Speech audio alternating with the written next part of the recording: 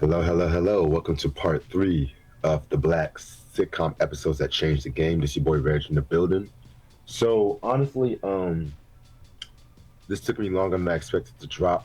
I'm literally just recording this as we speak, the last week of February, last week of Black History Month, because I really wanted to finish this up on Black History Month and everything, because I'm behind on a few reviews and everything like that too.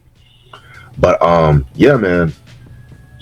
So this one, out of all the episodes in this series, this is the one I was kind of going back and forth with because while the first episode focused on the 70s and the 80s, and the second episode focused primarily on the 90s, this one I kind of just pushed all the 2000s, 20 teens, and a few 2020 episodes here because I'm gonna be real with you. Now you know me, I'm a very critical, but there was a lot of quote unquote black sitcoms around certain period, like in the mid to late 2000s, that I'm not saying I did not like, but it didn't really do anything for me. Or the best way to put it is like it was made for a particular. It was made primarily for a particular demographic, and They try to shoehorn it, if that makes sense. You know what I'm saying? Like you're not gonna see like shows like One on One here and stuff like that too. You know what I'm saying? But yeah, man, it's just like I definitely studied a lot of these episodes I put on this list and stuff like that too. Most of the shows I put on this list I liked. The ones I didn't, and that's one thing I just want to also mention too. Just because I didn't put a show on the list does not mean I don't like the show. I really just wanted to focus on the episodes that had an impact, not just for the black community, just for pop culture as well too. So without further ado, let's get this started with the first episode. And this one is definitely a treat.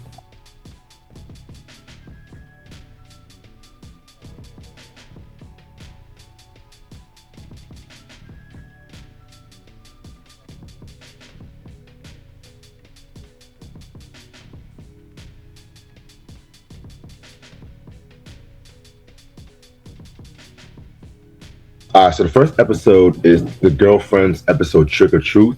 This episode came out October 29th, 2001. One of my all-time favorite episodes of the show, maybe my favorite.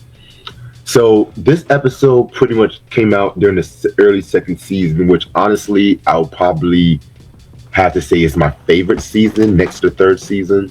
You know what I'm saying? When it comes to Girlfriends, the first four, maybe five seasons were gold. Anything after maybe season five, I was kind of with it.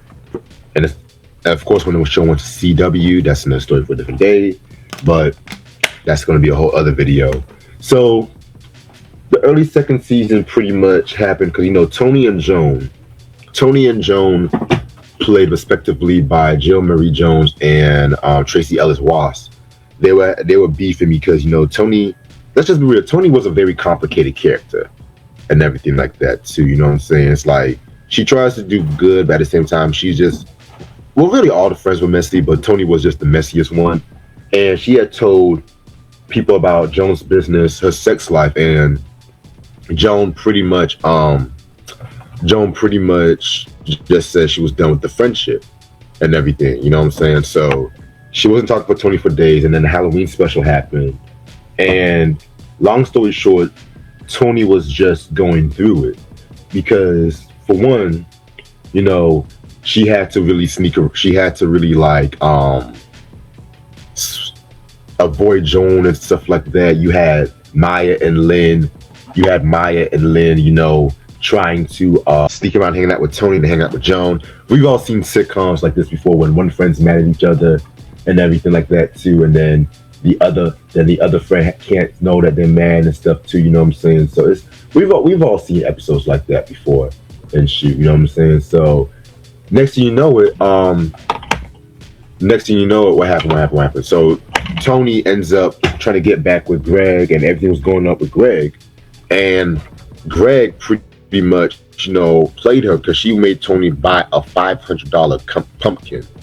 Okay, I'm sorry, and I've never actually bought a pumpkin for Halloween, but I refuse to believe pumpkins cost $500 and everything like that too. But it was a big ass pumpkin though. I ain't gonna hold you, but But then Greg came and pretty much was having sex with a girl just to get back at Tony and shit like that too. You know what I'm saying?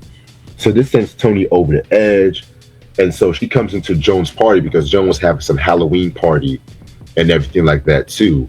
And Joan didn't want anything to do with her, which honestly I can't blame her. So Lynn, William, and Maya tries to get them to talk to one another. Tony's having like declined credit cards and stuff like that, maybe because she bought that $500 pumpkin, but I digress. But then the most powerful scene happened and everything like that too when they were in church. They were in church and Joan was feeling the word and the friends pretty much follow her. And Tony once again tries to apologize to Joan. Long story short, you know what I'm saying? And Joan says that she appreciates the apology, but she can't. Out of all the episodes of Girlfriends, that episode pretty much was like the best definition when it comes to Joan and Tony's friendship and everything like that too. You know what I'm saying? So I definitely love that episode, and I definitely feel like that episode should be one that if you even have never seen the episode of Girlfriends, watch that one.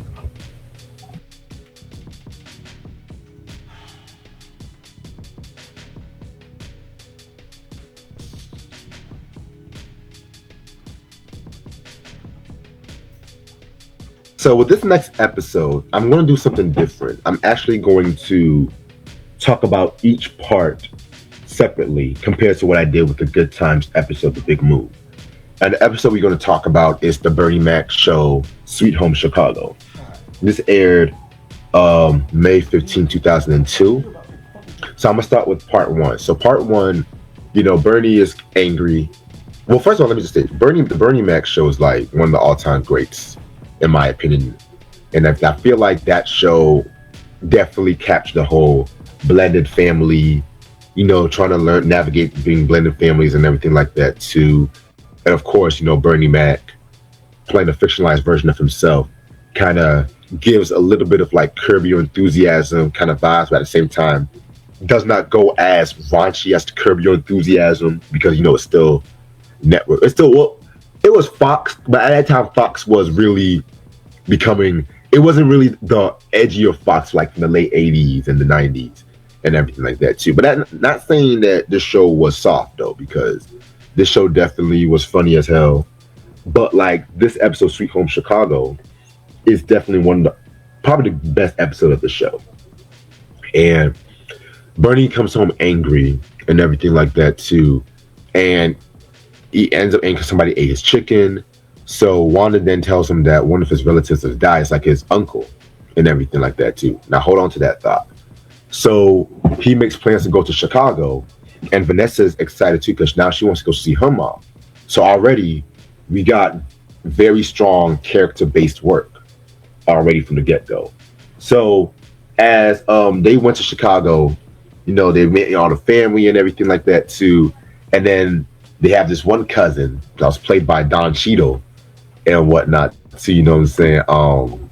Now, you guys know I'm a huge fan of Don Cheadle and stuff, comedy, drama. But yeah, this might be one of the few times on the show where Bernie Mac actually gets overshadowed and everything like that too, because and I feel like he also overshadowed Will Smith in that episode of The Fresh Prince of Bel-Air, the Sweet Homeboy episode and stuff too. You know what I'm saying? But yeah, man. So he pretty much was just doing the most and everything like that too. Wants to turn one of the old churches into a strip club or a club or whatever, and shit like that too. And then he like one of those. He is definitely one of those relatives. He's definitely one of those relatives that you have to love. You love, but you have to communicate from a distance and shit. You know what I'm saying? So then, you know, there's a funeral scene, and Bernie, and again, the cousin is pretty much doing the most and everything like that too. You know what I'm saying? He's talking about, yo, strip clubs, you know, he wants to have like a gold casket like Biggie. Cousin D. Yeah, Cousin D, that's his name. And next thing you know it, Bernie just goes off and everything like that too. Bernie just goes off. But the thing about it was, the Reverend was just like, does anybody have anything to say about the deceased? And then when Cousin D says some stupid shit, he just goes off talking about, oh, you ever dare your life with that? Yeah. Then he just goes off on Cousin D. But then I think his aunt was like, you know what? Don't worry about it, because I would have definitely done the same thing too. So part one is probably the more comedically geared compared to part two. Stay tuned on that. And I definitely love this because it captures the realistic aspect when it comes to like funerals or weddings. How is a reason why certain family members don't really communicate or don't really talk as much and stuff. So I felt like that captured the realistic, in my opinion, that captured the most realistic aspect when it comes to that. So that highly recommended.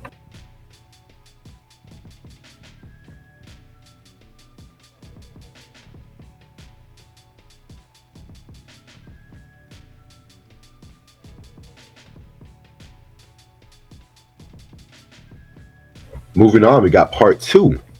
While part one was the more comedic, part two definitely was its dramatic beats.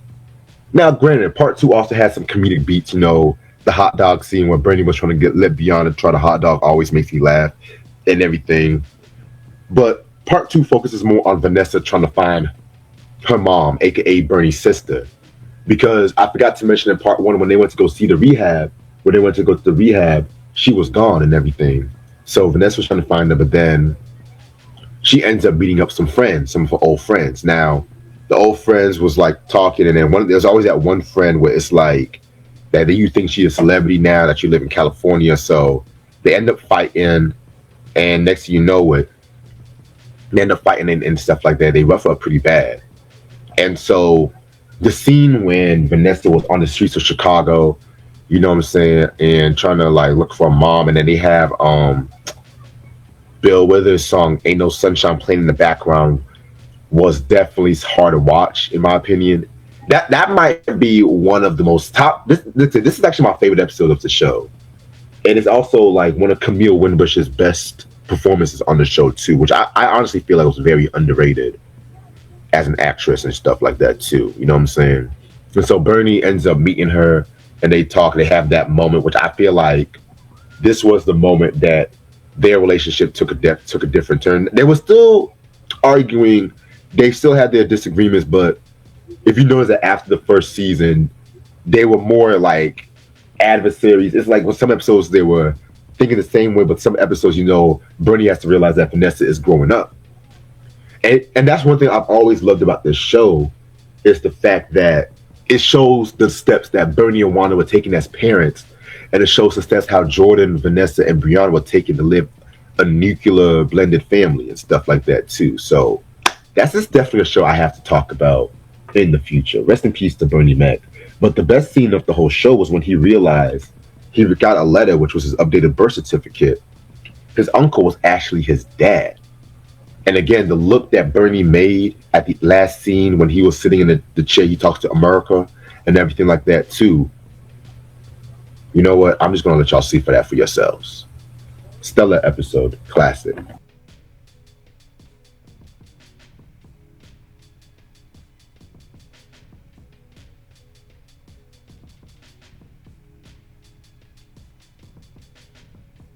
I'm going to go to probably one of the biggest surprises on the list. That's So Raven with Country Cousin. This episode came out July 29th, 2005. That's So Raven. Honestly, one of my favorite shows from this period, believe it or not. You know what I'm saying? Disney Channel. Let me tell you something. When this show came out, it was big. People forget how big That's So Raven was at that time and everything like that too. You know what I'm saying? So, and it's crazy because this was another two-part episode. But in comparison to the Bernie Mac episode, I'm just going to talk about this two-parter solely into one and stuff like that too. You know what I'm saying?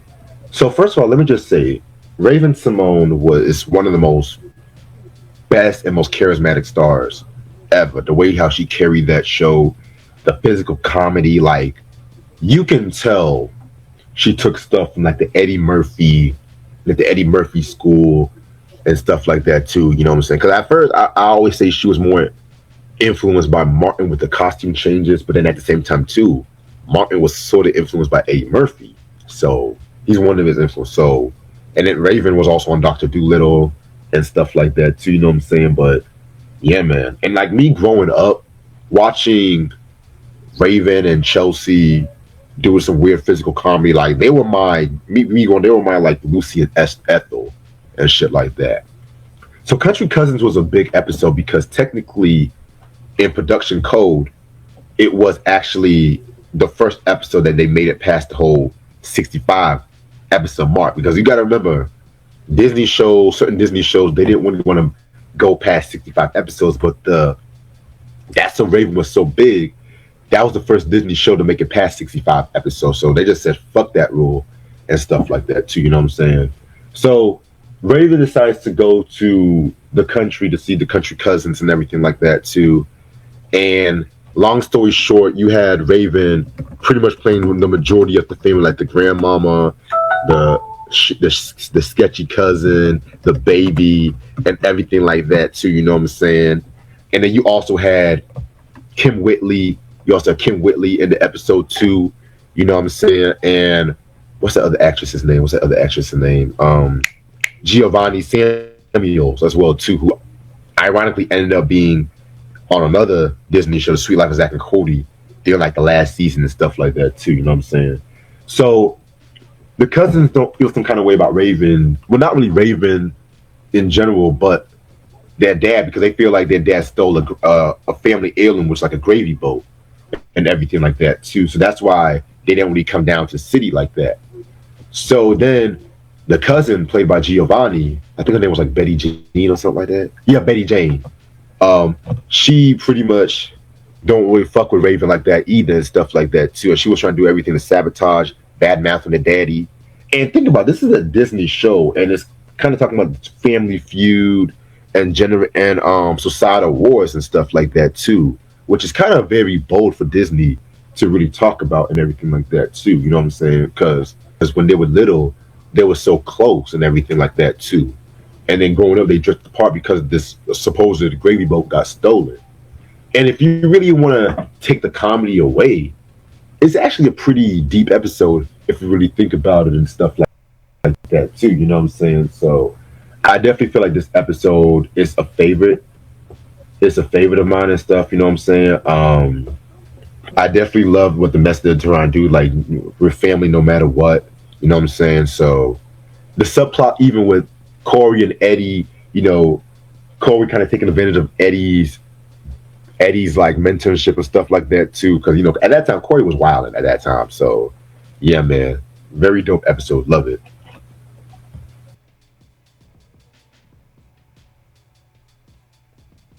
All right, moving on. We got The Boondocks with Trial of R. Kelly. This episode came out November 13th, 2005.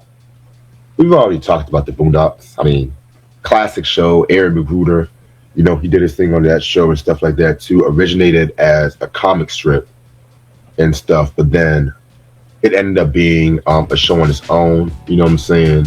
Ran on Adult Swim for 4 seasons, even though the last season we don't really talk about. But the first season alone is my favorite season of the show.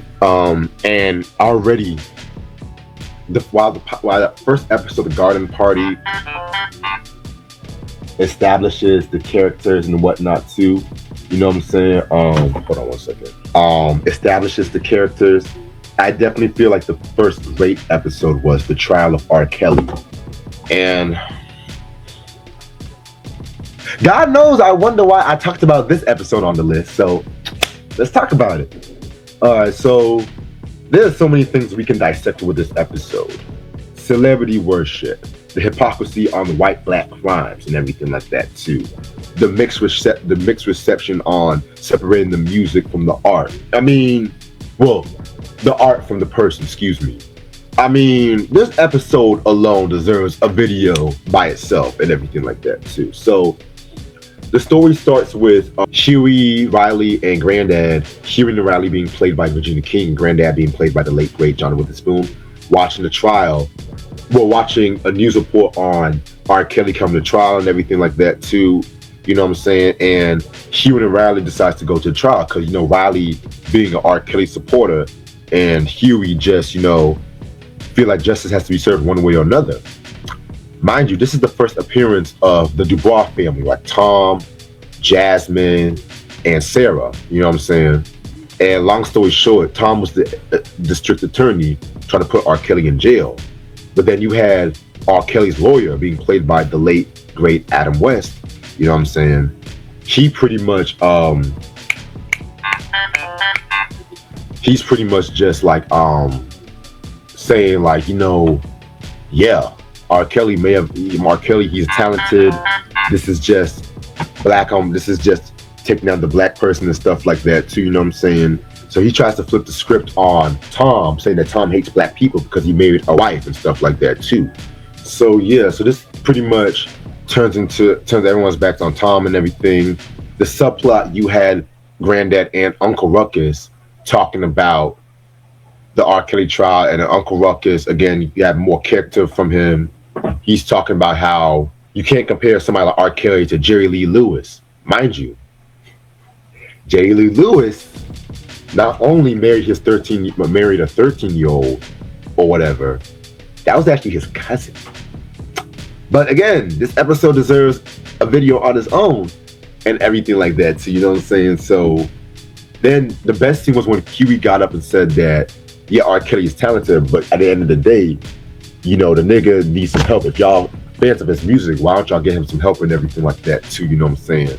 So it ends up with his monologue summarizing how, yeah, long story short, you know, we may get tired of our antics, but at the same time, niggas are family and stuff like that too. You can't blame the white man for everything. Then he has to say, what are we saying? So, what am I saying? So, again, this was the episode I feel took the show, made people realize that, yeah, this was not a regular show. We going to talk about some shit. We going to attack everybody. And speaking of the Boondocks,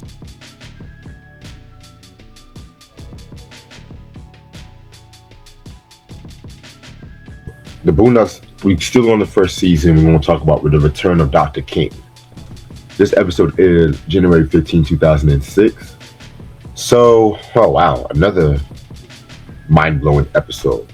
So this episode is sort of like a dream / a what-if episode, if that makes sense, and everything like that too. If Martin Luther King would have survived that gunshot wound in 1968, and he was in a coma for about 30 years.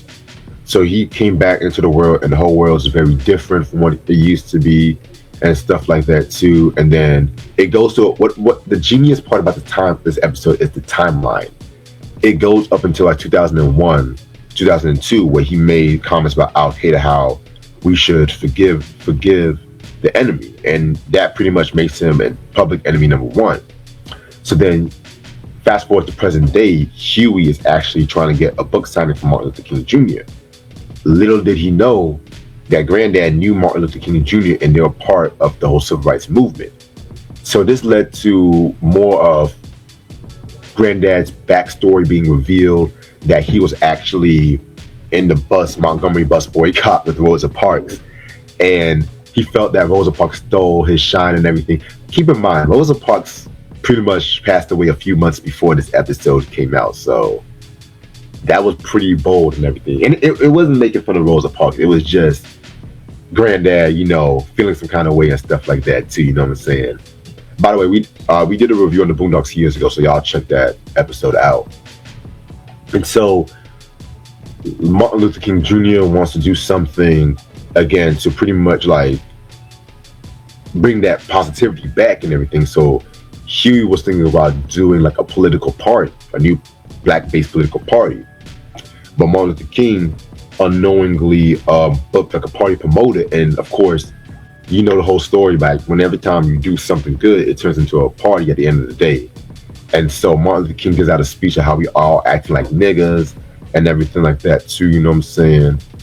He just goes down the line about things that's degrading the black people, like from BET, Soul Plane, and everything like that too. You know what I'm saying?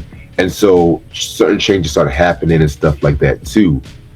And keep in mind, like this episode aired in 2006, and this was like years before the whole George Floyd protest, years before Black Lives Matter and whatnot too. And the whole what if scenario was just very brilliantly done. A lot of sharp dialogue came out and everything like that too. You know what I'm saying? So I definitely feel like that episode definitely deserves a spot on its own. You know what I'm saying? Classic.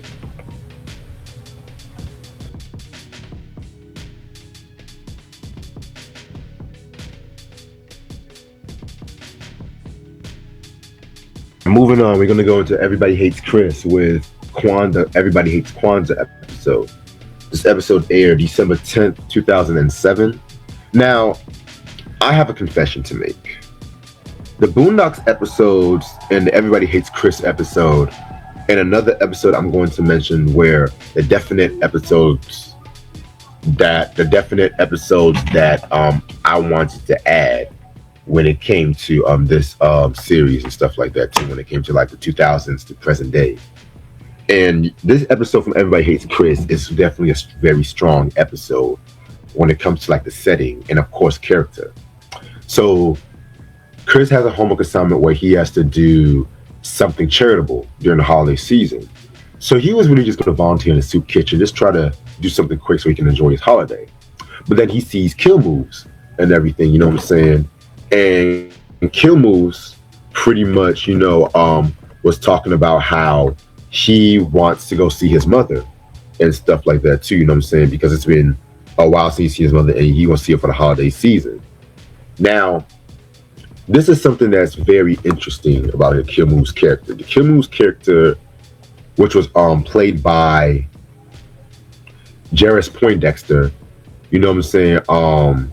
He's pretty much like the homeless kind of off kind of guy and everything like that too, who will just come on a scene or two as like a quick joke. He might say a funny line or two and then he'll disappear and everything. But this episode was probably the first truly episode that's centered really on him and stuff like that too, you know what I'm saying? So Chris tries to go find his mom and stuff like that too, and long and behold, his mom is played by Felicia Rashad. Yes, we got sitcom royalty up in here. Now, hold that thought, because for one, I have to charge my laptop, and two, I'm gonna talk about why the episode is called its title in the first place. So Julius didn't get his holiday bonus this year, so he didn't have a lot of money for holiday presents. So he was talking to JB Smooth's character and everything like that too, which I forgot his name. I might make an edit post shooting this video, and long and behold, he was going to celebrate Kwanzaa. And at this time Kwanzaa was still a relatively new holiday and stuff like that too. You know what I'm saying? I'm not really too big on Kwanzaa, I'm gonna be real with you, but that's another story for a different day. So he encourages the family to celebrate Kwanzaa and everything like that too, and pretty much, it's a good lesson on the Kwanzaa spirit, and I do like the fact that they mentioned Kwanzaa, because I think another show that mentioned Kwanzaa was Proud Family, and they did a very good Christmas/Kwanzaa special. The OG Proud Family, not this preachy doing too much reboot and stuff like that too. You know what I'm saying? So back to the Christmas story, and the reason why I said this is a best story for setting was because Kill Moves, it was revealed that Kill Moves had a successful job. He was well educated. He was playing piano. But Ronald Reagan, once he came into office, he starts cutting down on jobs and everything like that too.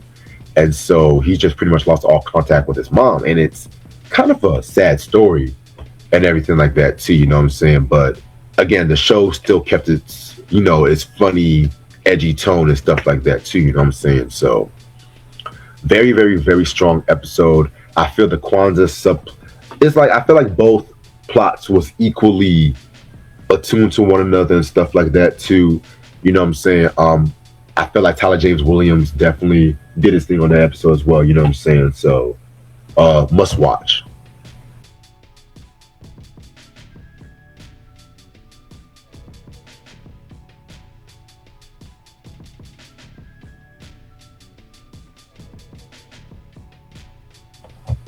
So now we're going to go to a huge jump into the 20 teens.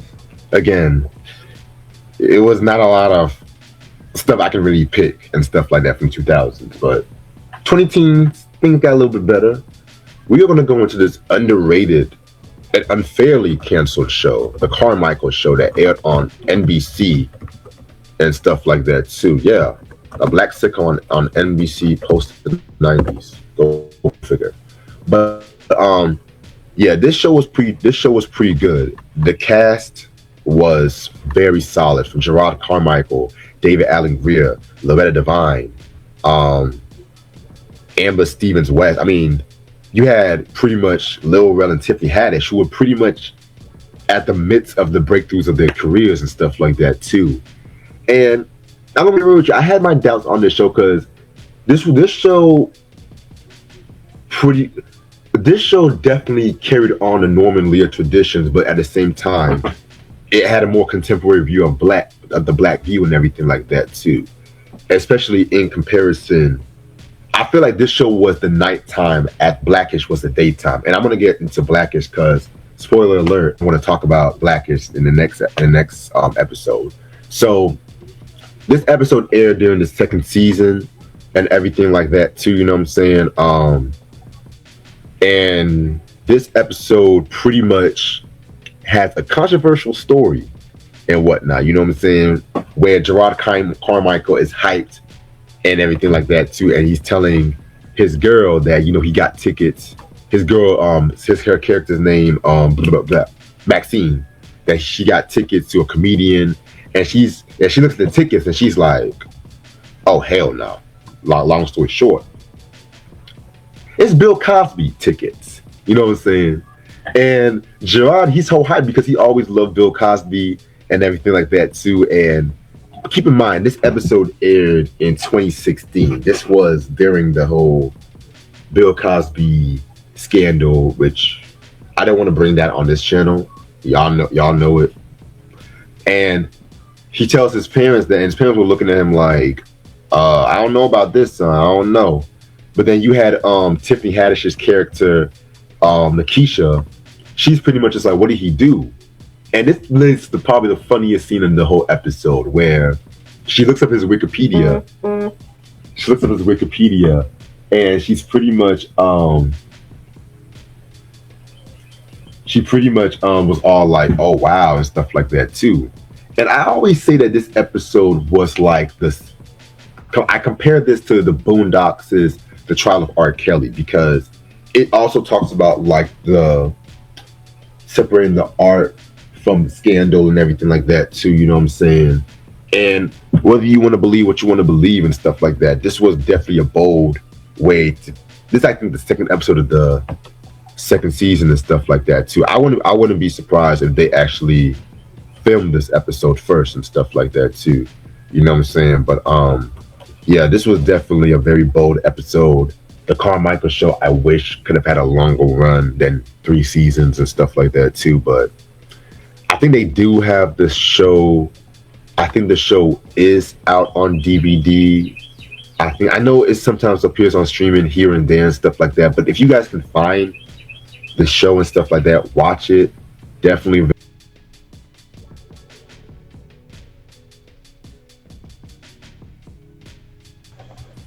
Alrighty. So now we're gonna move on to Blackish. The Blackish episode Juneteenth.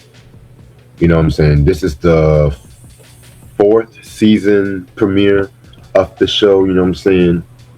And like I mentioned with the Carmichael show, Blackish was pretty much like the daytime and everything like that too, because when I think Blackish, I think of how a lot of black entertainment evolved post Obama being elected and everything like that too, you know what I'm saying? And it was just like, what I mean by that was that a lot of the black entertainment, whether it be like a movie or a show, and everything like that too. Most of the time, you can tell that they were trying to, of course, cater to their respective audiences. But then, of course, with Obama being elected, and of course, we doing, oh yes, we can, and certain black media and certain black entertainment evolved and wanted to actually forward the definition, also forward the art form. I definitely feel like post '08, post '09, there was always something that, yeah, we can cater to our audience, but at the end of the day, we have to do something so we can make other people do something so we can make other people not be afraid of us. Blackish is the perfect example of that show. I know what you guys are saying, like, nigga, what the fuck you talking about? Well, here's the thing. It's like the title of the show alone, Blackish, a black man marrying a mixed girl and stuff like that. We know with Jewish heritage and stuff like that too. But at the end of the day, you have Dre still trying to uphold his black identity and have his kids sometimes forcing the message onto his kids. Well, the kids sometimes is like, well, why can't we do something like this? You know what I'm saying? Like it kind of reminds me of like Family Ties, like a little bit, like the earlier seasons where you have Steven and Elise being like these liberals, and then of course you have the kids like Alex and Mallory and Jennifer being more conservative. They had that early setup and everything like that too. But of course, Blackish did it through more of like a black perspective in a way. And I feel like the episode Juneteenth was probably the most important episode of the show in terms of like the pop culture, because this episode made June 19th a national holiday in a way. You know what I'm saying? So the family are watching this play and everything with Jack and Diane. I think they were like, it was like a slavery kind of play or whatever, and they didn't like what they saw because of course them being in a white school, a predominantly white school to be exact, you know what I'm saying, they felt like sometimes their messages get sidelined and stuff like that too. So next you know it, Dre is in his work office and he's telling people about Juneteenth and everything like that too. And the episode does a good job with like balancing like the comedy and the narratively preachiness, which I would allow in this case, mixing it with like the music and everything like that too, and have the music would tell stories about what Juneteenth was. And it's definitely culturally introspective because it's like how the slaves used music to tell their own stories about, freedom and everything like that too. You know what I'm saying? So I definitely felt like they definitely hit a high note with that episode and stuff like that. You know what I'm saying? And it was actually, of course, the Columbus Day, not slave, was Columbus Day and everything, the inaccuracies and everything like that too. You know what I'm saying? So I definitely feel like this episode was one of the main reasons why Juneteenth was becoming a national holiday and everything like that too. And yeah, very dope episode.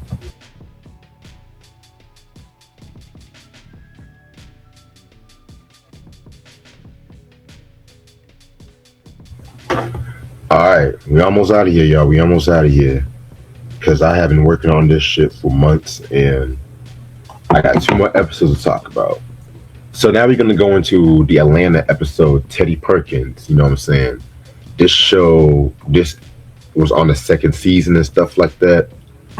This episode is definitely probably the best episode on this episode. You know what I'm saying?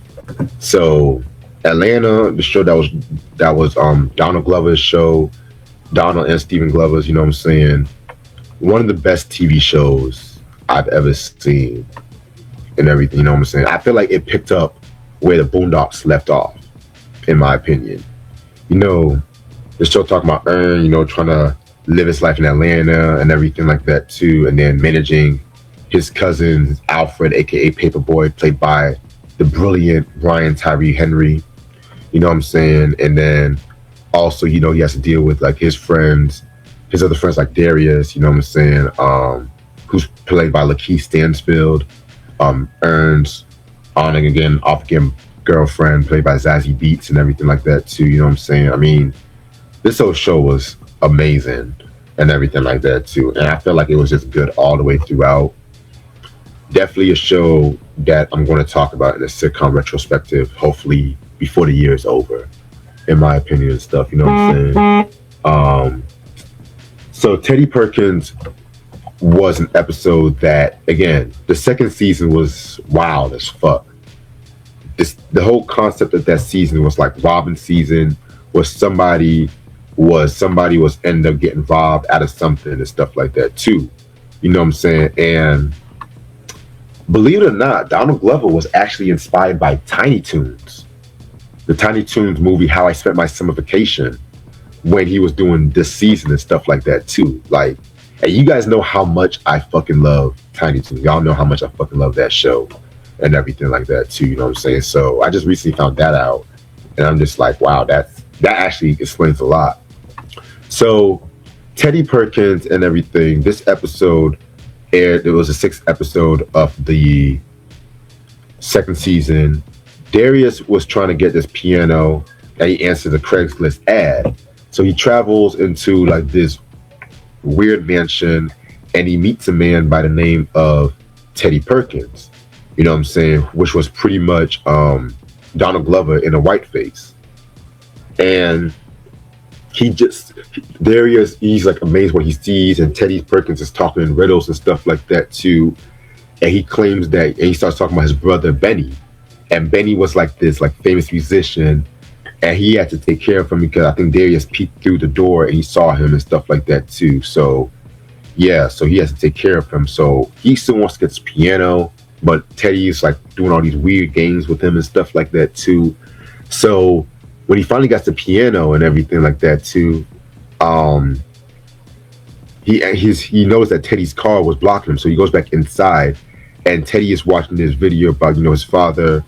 Teddy is watching this video about how his father was abusing him while he was trying to learn how to play the piano and everything like that too. You know what I'm saying? And so he just goes through a whole breakdown and whatnot. And Darius is trying to let Teddy know that your dad does love you. He just has a hard way of expressing it and whatnot too. But then, long and behold, Teddy realized that he pretty much wants to kill Darius and Benny and stuff like that too, and stage it as a home invasion and stuff like that too. But then, next thing you know it, Benny comes out through the elevator and stuff like that, and not only does he kill Teddy, but he kills himself and stuff like that too.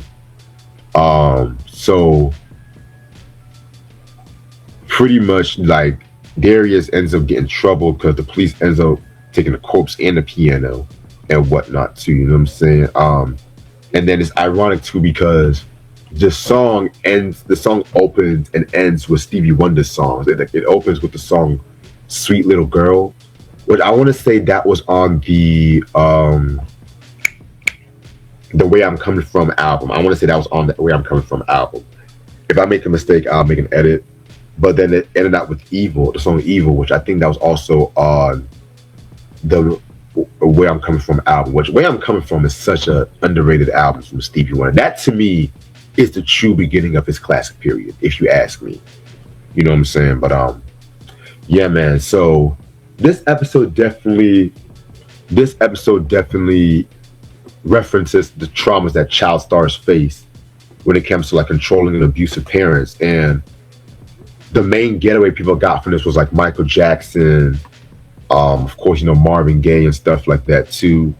Especially when it came to like, Teddy being shot and everything, you know what I'm saying? Because, Marvin Gaye during the last year of his life moved back to his parents to take care of them. And Teddy was taking care of Benny and everything like that too. It's kind of a morbid way of thinking about it and shit like that too. You know what I'm saying?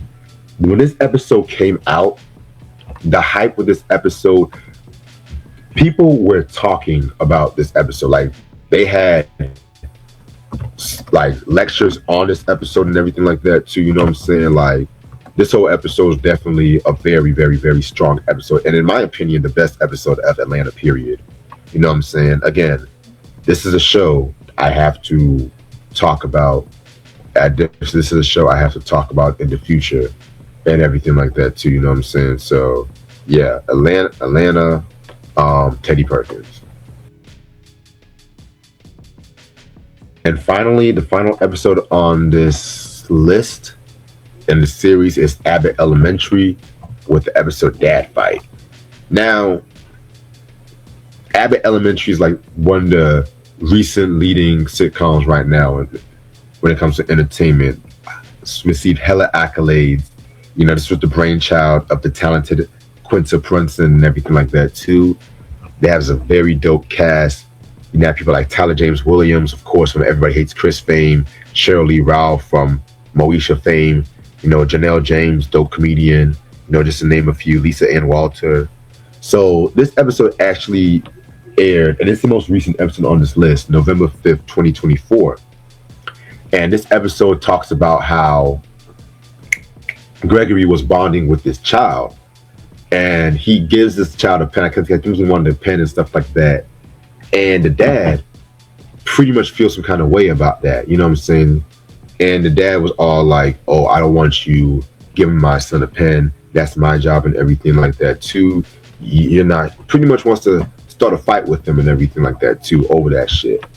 So Gregory, he pretty much, you know, is in a situation where he's like, he don't want to fight him. He feels like he just wants to talk to him and reason it out with him. But then everybody say, yeah, you should really fight him because like he's really making you feel like a bitch and everything. But then Janine was right by his side and everything like that too. And honestly, what I liked about this episode was this was not about the pen.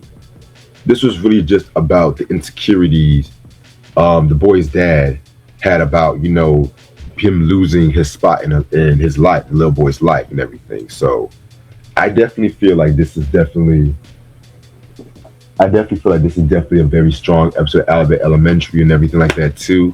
And I'm glad the show's still going strong. So yeah. So thank y'all so much for watching this whole series about the Black sitcom episode that changed the game. And this definitely took me about a couple months to really do and everything, you know what I'm saying? That's why I've been kind of slow down on a few reviews. I've been trying to do like a lot of different stuff, and plus I got a lot of stuff going on in my life. But yeah, man, this was definitely fun. If you guys really want me to do black drama episodes, let me know and stuff like that. I'll probably consider that in the future and everything like that too. It probably won't be, of course, whenever I drop this video. I'm really going to drop this like mid-March and everything. But if you guys want me to do that, let me know in the comments and stuff like that too. And I hope y'all have a great day. Peace.